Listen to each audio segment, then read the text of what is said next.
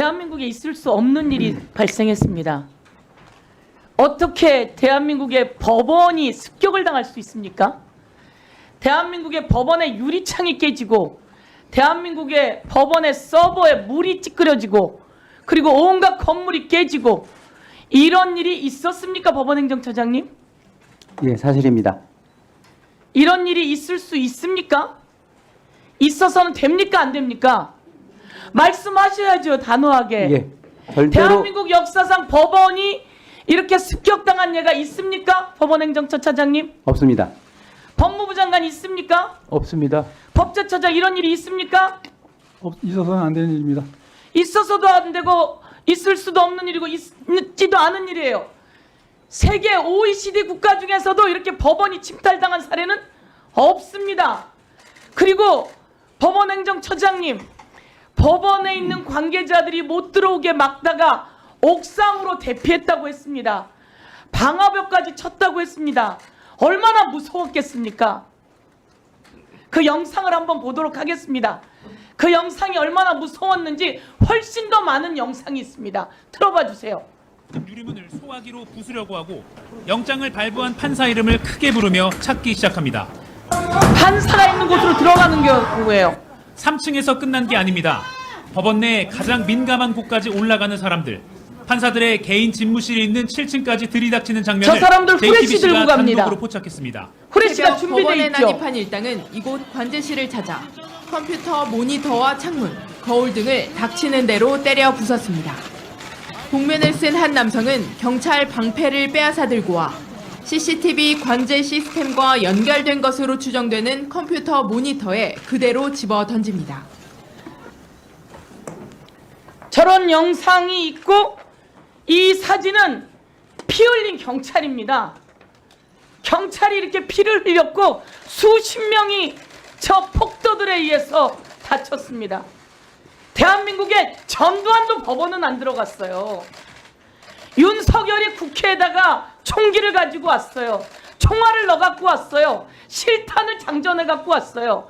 그리고 국회의원들을 4명이 4인 1조로 하나하나씩 끌어내라고 했습니다. 그런데 이게 내란이 아니라고요?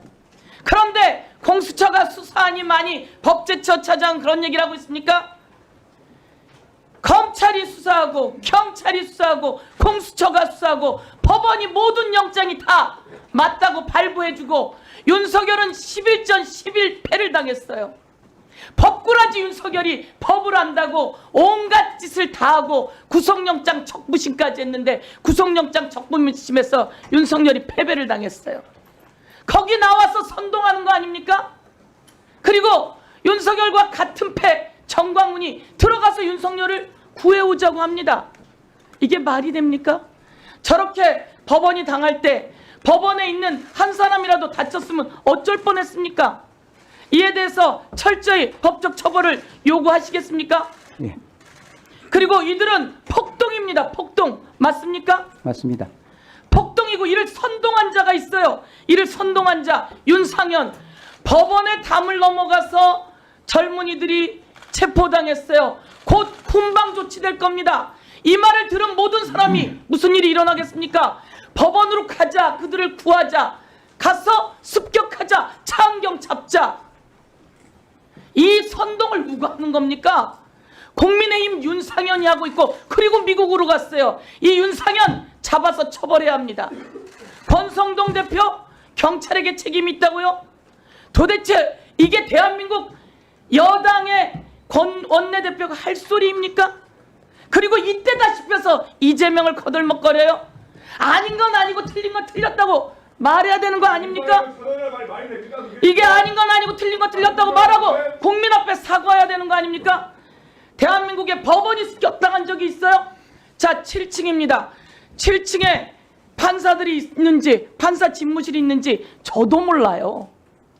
판사 집무실이 있는 걸 알기가 쉽지 않습니다. 그리고 그 문을 깼어요. 그리고 차은경을 찾아 들어갔어요. 차은경 판사가 있었으면 무슨 일이 생겼겠습니까? 또 증거를 지우기 위해서 CCTV 관제실로 들어갔어요. 관제실 상황은 어떻습니까? 일단 CCTV는 방제실과 당직실 두 군데 비치가 되어 있는데요. 일단은 시위대가 가장 먼저 들어온 것이 당직실을 통해서 들어왔고요. 당직실을 점거하는 과정에 있어서 CCTV를 훼손하는 영상이 언론을 통해서 보도된 바 있습니다. 그리고 저희가 이 직후에 현장을 봤었을 때 CCTV가 손상이 됐고요. 현재 그것을 복원하기 위해서 절차를 진행을 하고 있습니다. 법무부 차관님, 네. 소화기로 문을 때려 부숩니다. 그리고 관제실을 들어가서 물을 붓고 증거를 인멸하려고 하는 사람들이 평범한 사람들이 욱해서 저지른 일이라고 생각하십니까? 일반적인 상황은 아닙니다. 그리고 일반적이지 않고 그 7층에 판사가 있는 곳에 그냥 핸드폰 후레쉬가 아니라 진짜 후레쉬를 들고 갑니다. 찾아갈 것을 준비했다. 전 이렇게 생각하는데 어떻게 보십니까? 네, 기본적으로 그 사건에 대해서는 대검에서도 이 사안은 이 법치주의와 사법체계 근간을 훼손하는 중대 범죄다. 그래서 철저하게 수사를 하겠다라고 지시를 한 것으로 알고 있고 이 사안의 엄중함을 고려해서 수사기관에서 사실관계 명확하게 규명할 것으로 생각하고 있습니다. 자, 나라의 국가기관을 강압에 의해서 전복 그 권능 행사를 불가능하게 하려는 거. 이건 법원의 권능 행사를 불가능하게 하려고 폭도들이 진압한 겁니다. 진입한 겁니다. 이것은 국헌문란에 해당되는데 그렇게까지 볼 수 있을까요? 저는 충분히 이 내용으로 본다면 그렇게 볼 수 있다고 봅니다.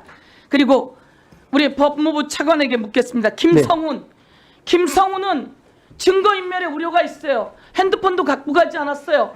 법제처장이 갔던 안가에 증거들을 다 인멸할 우려가 있어요. 그리고 다시 복귀하게 되면 경호관들을 억압할 가능성이 너무 높아요. 그리고 영장 집행을 가로막은 자입니다. 그런 자에게 체포영장, 구속영장을 다시 검사가 반려했다고 하는 것은 검찰 내에 있어서는 안 될 행위가 일어났다고 생각하고 이에 대해서 철저히 조사해 주기 바라겠습니다. 네, 담당 검사는 도주와 증거인멸 우려가 없고 재범 위험성이 높지 않다는 이유로 영장에 대해서 청구를 하지 않은 것으로 알고 있는데 사실관계는 한 번 더 확인해 보도록 하겠습니다.